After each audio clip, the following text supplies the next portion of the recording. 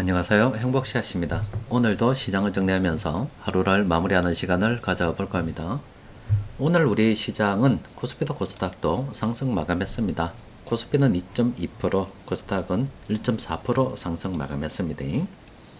코스피 지수도 4220포인트가 되었습니다. 4220포인트는 우리가 언제 구경을 했었냐면은 지난 11월 1일입니다. 그 무렵에 깐부치킨 회동하고 난 다음에 4226포인트까지 우리 시장이 올라갔었습니다. 그러다가 다시 4220포인트 오늘 봤는데 하루 더 거래가 남아있기 때문에 지금 분위기로 봐서는 잘하면 내일이 사상 최대 신고가 찍고 넘어갈 수도 있을 것 같습니다. 주식시장 분위기가 괜찮습니다. 최근 두 달 동안에 우리 시장 박스권 움직임을 보였는데 한 며칠 사이에 분위기가 바뀌면서 이걸 갖다 넘어서려는 그런 움직임 보이고 있습니다. 일단은 이 차트를 통해서 좀 더 들여다보면은 지난 11월 1일부터 해서 두 달 정도 이렇게 박스권 흐름을 보였고 이 기간 동안에 외국인들이 이렇게 팔았습니다. 먼저 수급적인 측면에서 조금 이야기를 한다 그러면은 일단 이 기간 동안에 박스권 흐름을 보인 거는 그동안 시장에 쭉 이렇게 올랐던 거는 AI 잘 될 거다 이런 믿음이 이렇게만큼 끌어올렸습니다. 그런다 생각했었던 것보다 돈도 잘 못 벌고 또 기대했던 거에 좀 미흡한 일들이 많았어요. 그래서 시장에서는 이거 예전에 닷컴 버블처럼 거품이다. 이거 돈도 못 버는데 계속 지금 이렇게 투입한다는 게 좀 무리가 있다. 또 그리고 심지어 엔비디아에서는 이 돈을 갖다가 오픈 AI하고 돌려막기 비슷하게 이렇게 장부 조작을 하고 있다. 이런 이야기들도 나왔었어요. 불안한 거죠. 많이 올랐기 때문에. 그렇게 되다 보니까 실제로 우리 시장에서도 미국 시장하고 비슷하게 흘러가면서 외국인들이 팔았습니다. 저렇게 팔다 보니까 외환시장에서 문제가 생겼죠. 왜냐면 저렇게 팔아서 그냥 들고 있는 게 아니라 저거 나라로 돈을 들고 갈 거 아닙니까? 그래서 우리나라 지금 외환시장이 1,500원이 간이 많이 하면서 굉장히 시끄러웠습니다. 다 기억이 나시죠?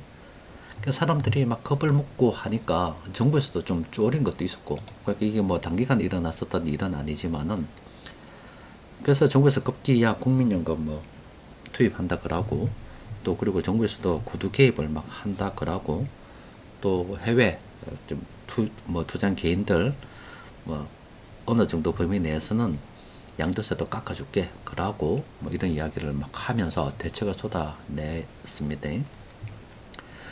그래서 외환시장 그 움직임 관련해서도 한 며칠 전에 여러분들께 쭉 정리를 해드렸죠. 이런 식으로 내가 이렇게 됩니다. 라고 정리를 해드렸는데, 이제 그때 우리가 살펴봤을 때 2025년을 보니까 지금 전 세계 돈들이 유럽으로 다 들어가더라 이 말이에요. 미국에서도 지금 유럽으로 가고 일본 돈도 위안화도 다 우리 그 돈들이 다 미국으로 유럽으로 다 가더라 이 말입니다.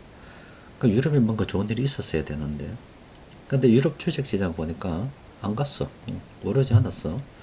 그래서 우리가 이제 생각할 때 그동안 올해 많이 올랐었는데 연말도 다 보고 하니까 일단은 시장 분위기가 고점 논란도 있고 하니 겁이 나서 차익 실현한 거구나 이렇게 생각을 하게 됐죠.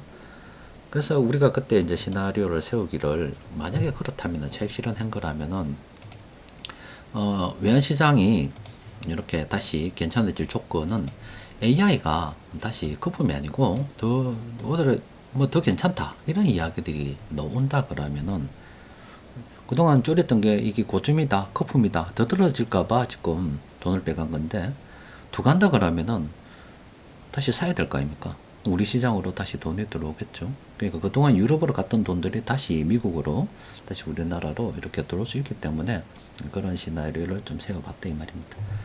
근데 그게 어느 정도 조금 일단은 한 며칠 분위기를 봐서는 맞아 떨어지는 것 같다. 왜냐면은 외국인 투자자들이 지금 한 며칠 사이에 4조 7천억 샀습니다. 와, 이번 주에 4조 7천억 엄청나게 지금 순매수를 많이 했죠.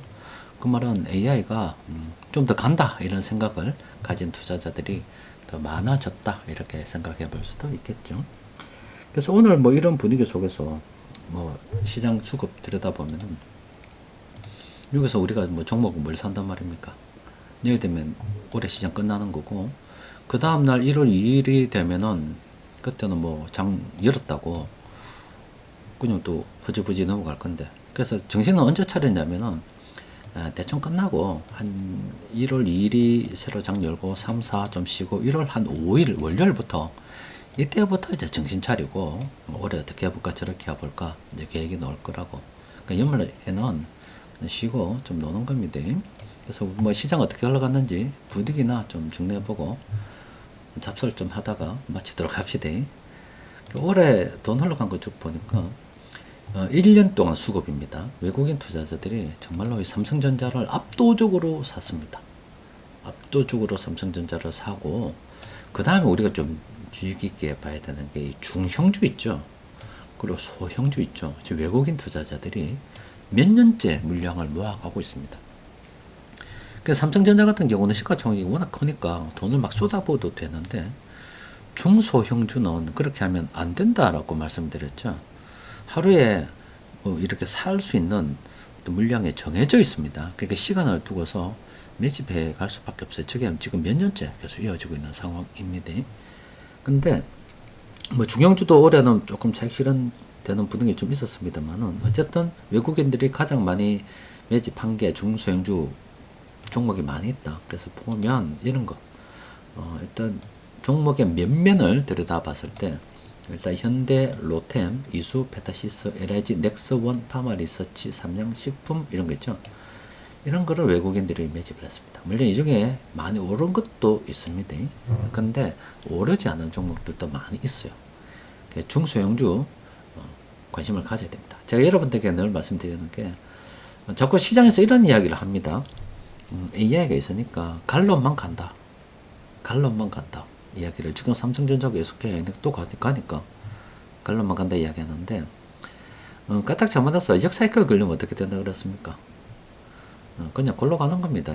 그러니까 다른 말로 이야기하면 지금 삼성전자 샀단 말이에요 오늘. 근데 뭐 한동안 또 갈 수도 있겠죠. 근데 삼성전자 다시 조정이 되고 중소형주 다른 것도 확 날아가면은 상승 여력을 봤을 때 삼성전자는 이미 많이 올라서 100% 가려고 하면은 정말로 난리가 나야 되는 상황이죠.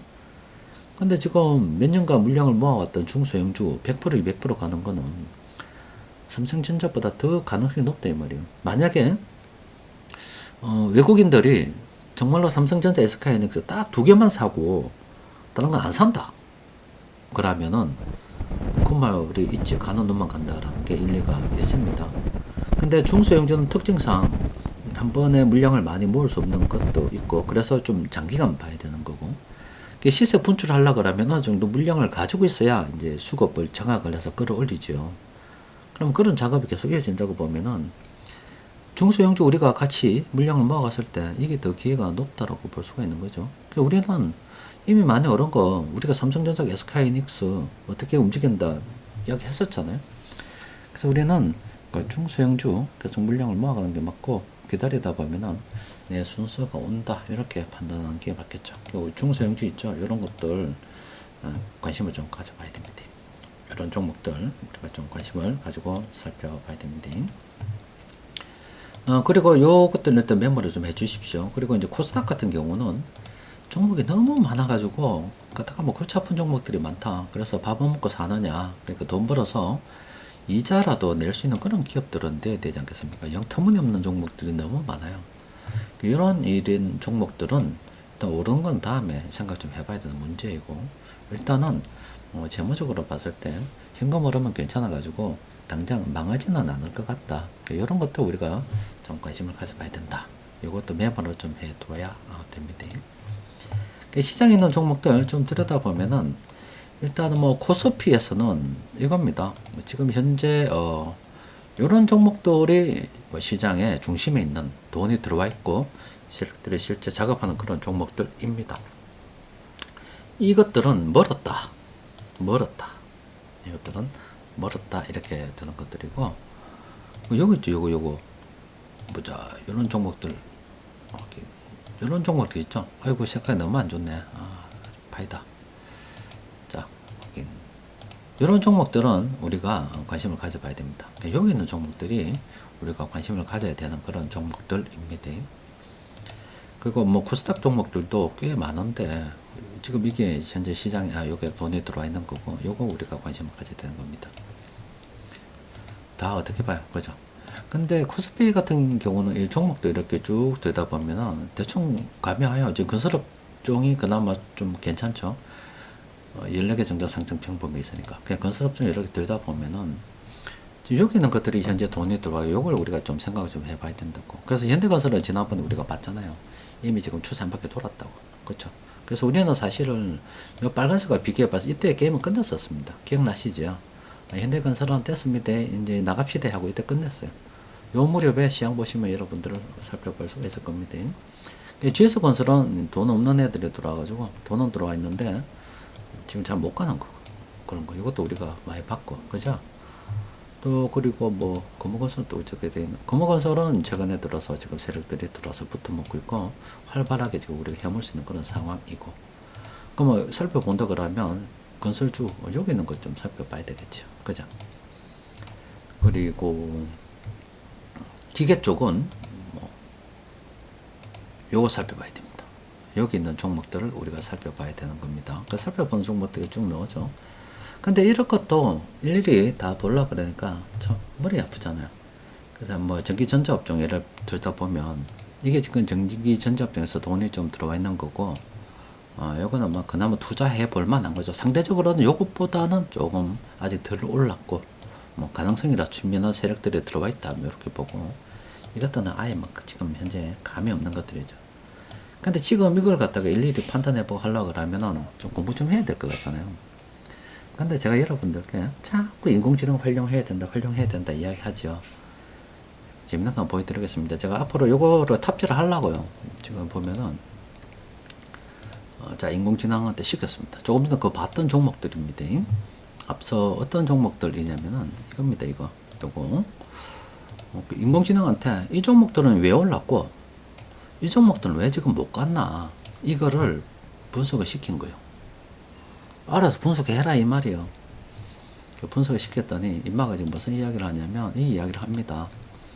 그러니까 수익이 좋은 종목과 뭐 상대적으로 좀 나쁜 종목이지만 공부를 좀 해보니까 검토를 좀 해보니까 일단은 수익이 좋은 종목들은 산업으로 봤을 때 반도체, 2차 전지, AI 이쪽으로 지금 괜찮았다. 그러니까 이제 수익이 좀 나빴던 거는 전통적인 우리 전자부품, 중소형 소재, 뭐 전기줄 이런 거. 그러니까 차이점 보니까 성장성에 있어서 조금 차이가 있구나 이런 거. 그리고 이제 수요 측면에서도 보면은 아무래도 글로벌 수요를 봤을 때 요게 조금 수요가 좀 높았다. AI 서버, 전기차, 뭐 데이터 센터 이런 것 때문에 이런 거는 조금 대체 가능성도 높고 좀 내수 중심으로 되다 보니까 나빴다 이 이야기를 하고 있는 거예요. 또 기술 경쟁력으로 봐서도 이쪽은 좀 고부가 가치 기술이다. 이쪽은 좀 법령이라서 누구나 다 할 수 있는 건 좀 그런 개념이고 수급적으로 봐서도 외국인하고 기관들이 많이 샀더라. 그러니까 개인들이 좀 많이 사가지고 있더라. 이런 이야기입니다. 실적으로 봐서도 이쪽은 실적이 좀 괜찮다. 이쪽은 실적이 별로 안 좋다. 대충 이런 개념들로 인해 가지고 수익이 좋은 종목들. 그러니까 요거 이 종목들과 이 종목들의 차이가 있었다 이 이야기입니다. 자 가만 생각해보면 제가 자꾸 이거 저번에 32비트에서 64비트로 바꾸고 인공지능 넣어야 된다 하는 이유가 이 이유입니다. 전기전자업종을 딱 때려놓고 쫙 보면은 이 종목도 뭐 이거 인식하는 게 어려운 일이 아니잖아요. 이 종목도 인식을 해서 검색을 해가지고 쫙 분석을 하면은 조금 전에 봤던 이런 게 나오는 거야. 그래서 수익이 좋았던 종목들은 삼성전자는 SK하이닉스는 이런 거고 그 2차 전지 관련사는 이런 거고 뭐 이런 거다. 나쁜 것들은 지금 이런 거다 지금 이야기를 합니다. 그럼 이게 지금 전기전자 업종에 대한 이야기잖아요. 앞서 본 건설업종도 있을 거고 의료업종도 있을 거고 운수장비업종도 있을 거고 뭐 많을 거 아닙니까? 그걸 가지고 이렇게 해서 리포트를 쭉 아니면 시장별로 쭉 내주면은 얼마나 좋겠노? 좋겠죠. 그래서 그거를 지금 해도 돼요. 지금 해도 되는데 제가 해보니까 일단은 컴퓨터 성능이 좀 좋아야 되고 갖다 때려 붙이면 되는 거거든. 이거를 좀 좋아야 되는 거고 근데 컴퓨터 성능이 좀 좋다 하더라도 또 밖에서 외부에서 데이터를 좀 끌어와서 실제 현장에서 돈이 어떻게 돌아가고 있고 또 그리고 뭐 뉴스가 어떻고 이런 것들을 좀 비교했고 조사를 좀 해봐야 될, 그러니까 리서치를 해야 되는 내용들이 좀 있거든. 근데 그거를 갖다가 온 디바이스에서 하기에는 좀 무리가 좀 있더라. 컴퓨팅도 좀 안 되고 좀 기술적으로도 밖에서 좀 끌어와야 되는 부분이 좀 있어서 개인적으로는 이래 지금 보고 있잖아요. 지금 조금 전에 보여드렸던 이렇게 저는 이렇게 이제 활용을 하고 있고, 아마 여러분들도 솔직히 할 수 있어요. 이게 어떻게 할 수 있냐면 이거 그냥 그 다 긁을 수 있도록 해놨습니다. 이것도 긁을 수 있습니다. 그래서 템셉을 사용하시는 분들은 이걸 긁어 넣고, 이게 시장에서 현재 돈 들어와 있다, 전기전자 업종이고 이건 뭐 이렇다 다 긁어 넣어 가지고 도대체 이게 무슨 차이가 지금 이런 결과를 만들어내고 있느냐, 앞으로 뭐 이 종목들 중에서 가면 좀 이쪽으로 올라올 종목이 없느냐, 이런 거 얼마든지 물어볼 수 있지. 그죠? 물어볼 수 있는데 자동화를 시키려고 하니까 그건 좀 시간이 걸린다. 근데 그래도 지금 이런 것도 심지어 환율 있죠. 환율도 이런 식으로 해서 지금 인공지능을 쭉 활용을 하게 되면은 이렇게 분석을 쭉 해내잖아. 유럽으로 지금 돈이 가고 있습니다. 이렇게 보여드렸죠. 그러니까 기술을 갖다가 활용할 수 있는 게 엄청 많이 있다. 지금은 저도 이래 모든 가능성 다 열어놓고서 자꾸 그 근처를 가고 있는 거예요. 여러분들도 한번 시향을 보시면 아시겠지만은 실제 제가 분석하는 것도 있지만 이 안에 여러분들한테 뭐 시향 뭐 대충 슬렁슬렁 하는 것 같지만은 이거 한번 한단 2시간 이상 걸립니다. 자료를 매일매일 수집하고 전체 대충 이런 시장이 흘러가고 해서 뭐 대부분은 없습니다만은 이렇게 대충 이야기 좀 해야 되겠다 해서 이제 시향을 이야기하는 거예요. 그게 한 하루에 2시간 정도 걸린다고. 근데 인공지능을 활용하니까 예전보다 훨씬 더 제가 수월하죠. 그러니까 느낌이 오죠. 제가 지금 수작업을 하는 것들을 자꾸 이렇게 인공지능을 활용을 해서 이렇게 각 업종마다 주요 종목을 찾아내고, 이게 다 업종별로 하면 시장에 대한 리포트가 되지 않겠어요? 그리고 지금 돈 흘러가는 거 쭉 결합을 해보면은 지금은 이쪽이지만 다음에는 다음 타자 누구입니다 하는 게 안 나오겠냐고. 그리고 지금 글로벌 돈 흐름이 지금 요렇게 돼 있어요. 지금 요 까만색을 해서 제가 안 넣었는데 어떻게 흘러가겠습니다 이게 안 나오겠냐고. 글로벌 ETF 흐름 보고 글로벌 시장 보고 각국의 뭐 여러 가지 자료도 보니까 어느 국가가 좋습니다 게 왜 안 나오겠냐고. 그러니까 지금 여러분들이 그 좀 생각해야 되는 거는 인공지능이 여러분들 죽이는 거 아닙니다. 인공지능이 어떻게 여러분들을 죽이는 게 아니고 누가 죽이냐면은 인공지능을 저처럼 이렇게 쓸 수 있는 사람들이 있다고. 이렇게 쓸 수 있는 사람들은 그동안 하지 못했던 일들을 해낼 수가 있는 거예요. 그러면은 나오는 결과도 달라지고, 이게 이제 대충 이래서 그렇지 큰 돈 움직이는 쪽으로 가면은 돈이 막 엄청 많이 벌어질 수도 있겠죠. 그러니까 나오는 결과물들이 기존과 차원이 다르게 되는 거예요. 그러니까 인공지능을 잘 쓰는 사람들이 지금 이기게 되는 그런 시장이 돼 있다고. 그러니까 지금 예전하고 다르다니까. 옛날에는 니 어느 학교 나왔노? 뭐 이래 되면 그 학교 나오고 뭐 했기 때문에 이 데이터를 보고서, 그러니까 이 전기전자 이 데이터를 보고서 짱구를 요래 보고 저리 보고 굴려서 요런 걸 만들어낼 수 있는 대가리가 된다 보는 거지. 좋은 학교를 놓으면. 왜냐면 머릿속에서 복잡하게 막 꼬리에 꼬리를 물고서 논리적으로 쭉 정리를 해낼 수 있다고 봤거든. 그건 좋은 학교, 머리가 좋으면 거의 가능하다고 본 거예요. 근데 지금은 지 아무리 머리가 좋아도 이거를 못 해내고 또 해낸다 하더라도 이거는 뭐 정말로 이게 몇 초 사이에 되는 일이거든. 이거 하는데 뭐 몇십 분 걸리고 하는 게 몇 초 사이에 되는 일입니다. 물리적으로 해낼 수가 없는 거지. 그러니까 앞으로는 자꾸 학교보다는 인공지능을 잘 쓸 줄 아는 놈이 중요하고, 내가 하고자 하는 게 정확하면은 어떻게 그걸 내가 사용할 수 있는 걸 갖다가 동원해서 그 목적을 이뤄낼 수 있을까를 생각하는 애가 잘 되는 거예요. 그러니까 교육이 지금 바뀌어야 되는 문제라고. 그러니까 지금 미국이 지금 고학력자들 쉬고 있다고 하는 게, 지금 우리나라도 이제 고학력자들 막 쏟아져 나올 거예요. 근데 말이 고학력이지. 솔직히 우리 느끼잖아요. 제가 대학 때 갈 때 우리 전국에 있는 대학이 113개 정도 됐었습니다. 113개. 제가 왜 아냐면 제가 뭐 거의 대부분의 대학교에 있는 그 연합동아리 회장을 했기 때문에, 그 연합회장을 했기 때문에 어느 학교 그 학교 수를 갖다가 대충 계산하고 있었다고. 근데 지금 전국의 대학이 한 400개 정도 된다 그러거든. 그 우리 때 지금 애들이 한 110만 명 정도 이렇게 됐잖아요. 110만 명, 제 동기들, 그 베이비붐 세대 애들이 110만 명이 돼가지고 고졸 대학교, 그러니까 고등학교 졸업식 할 때 거의 대부분의 대학을 못 갔어. 못 간 상태로 졸업을 했다. 심지어 전문대학교조차도 못 갔다고. 그 지금 개나 소나 다 대학을 가고 있는 상태이거든. 말이 뭐 좋은 학교지 느낌이 오잖아요. 아, 저 정도 실력이면 옛날 우리 때는 뭐 근처도 못 갔던 애들이 지금 저런 대학에 가 있구나 느낌이 오잖아요. 그러니까 대학생이라고 하는 게 그때 대학생과 지금 대학생이 다르다니. 그러니까 그때는 고졸만 해도 노무현 대통령도 상고 나왔잖아요. 상고 나와도 은행 지점장하고 다 했잖아. 경쟁이 빡시니까 똑똑한 애들도 상고로 갔다고. 그게 다 했는데 지금 상고 나가면 뭐 되나? 택도 없다. 그러니까 예전하고 지금하고 뭐 내가 고학력이라는 자체가 사실 내가 말이 안 된다는 이야기 하려고 하는 거예요. 그러니까 의미가 없어진 거지. 그러니까 앞으로는 자꾸 여러분들께서도 이렇게 자꾸 생각해야 되는 거예요. 이런 것들을 어떻게 내가 또 그리고 자녀들도 그렇게 키워야 되는 거. 실제 뭐 타임셀프 쓰시는 분들은 다 때려 넣어 보세요. 이 전기전자도 때려 넣어 보고 뭐 유통업종도 이렇게 때려 넣어 가지고 왜 이건 되고 이건 안 되고 유통업종과 다른 업종에 비교해서 다른 업종이 되는데 왜 유통업종이 안 되느냐 이런 것들도 한번 인공지능을 이용해서 활용해 볼 수가 있겠죠. 그래서 앞으로 투자도 이걸 많이 해야 되고 저도 이제 타임세이브 지금 굉장히 고민인데 기술적으로 이거는 말 만드는 건 어렵지 않은데 외부에서 실제 그 현재 일어나고 있는 여러 가지 뉴스라든지 뭐 환율 이런 건 데이터는 괜찮은데 실제 뭐 이게 갑작스럽게 일어나는 중요한 사건들, 지진이라든지 이런 뉴스도 있죠.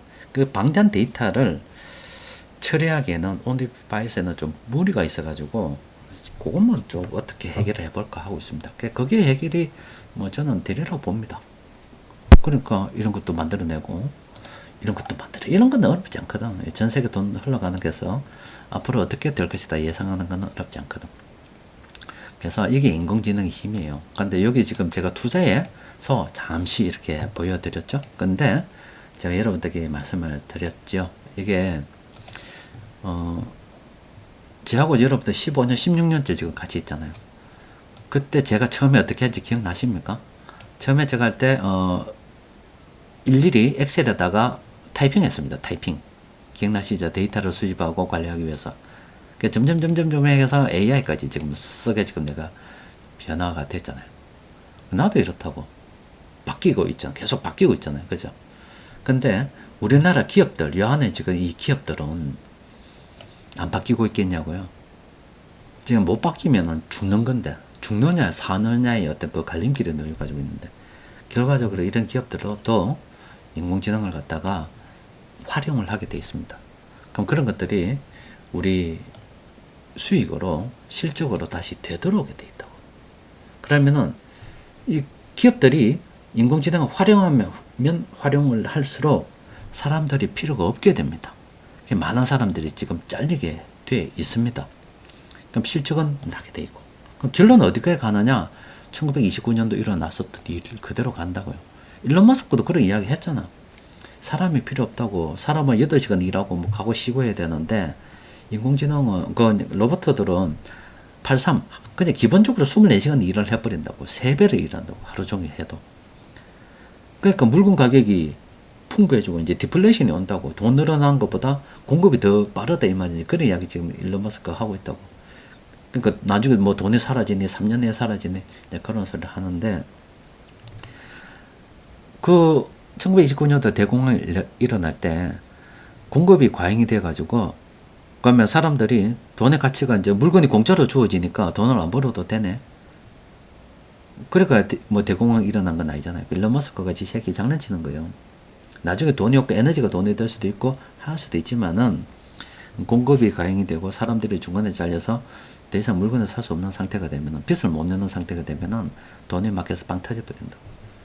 그때 살아남는 사람 누가 살아남느냐? 그때 돈이 터졌을 때는 돈을 가져야 되는데 그 과정에 돈을 버는 사람들이 실직 하는 사람들은 돈을 못 벌고 월급에 의지한 사람들, 연금에 의지한 사람 돈을 못 번다고. 그럼 누가 돈을 버느냐? 이런 기업에 주식을 가지고 있는 사람들이 돈을 법니다. 그러니까 자꾸 여러분들께 주식을 들고 있으라 하는 거고, 들고 있다 보면 자기 차례 온다는 게, 이 기업들도 지금 자기 차례, 자기가 살아남기 위해서 열심히 하고 있다고. 그래서 외국인들이 중소형주 계속 물량을 모아가고 있는 거 우리 지금 보고 있잖아요. 결과적으로 걔들이 물량을 다 끌어당기면 나중에 다 간다고 그냥. 그때 삼성전자 지금 20만 원 가면 두 배밖에 못 가잖아요. 그럼 중소형주 밑에 있는 것들 한 10배 간다 생각해 봐라고. 기회의 측면에서 무엇을 사야 되겠냐고 지금. 그 우리가 기존에는 들고 있는 게 나쁜 게 아닙니다. 다 인공지능에 대한 수혜가 되는 거고요. 그게 빵 터지기 시작하면 빵 날아가는 겁니다. 내 차례가 언제 오나 싶어도 한 번 오면 무섭게 옵니다. 그러니까 올해도 나는 못 갔다, 소외됐다 생각할 필요 없어요. 그냥 기다리고 있다 보면은 내 차례가 온다라고 생각하고, 또 그 과정에 앞으로 자꾸 인공지능을 피해서 내가 뭘 해봐야지 하면 안 돼. 그게 안 되고, 어떻게 하면 내가 좀 써볼까를 자꾸 좀 해야 되는 거고, 또 그리고 애들한테 이렇게 쓸 수 있도록 가르쳐야 되는 거예요. 그래야 이깁니다.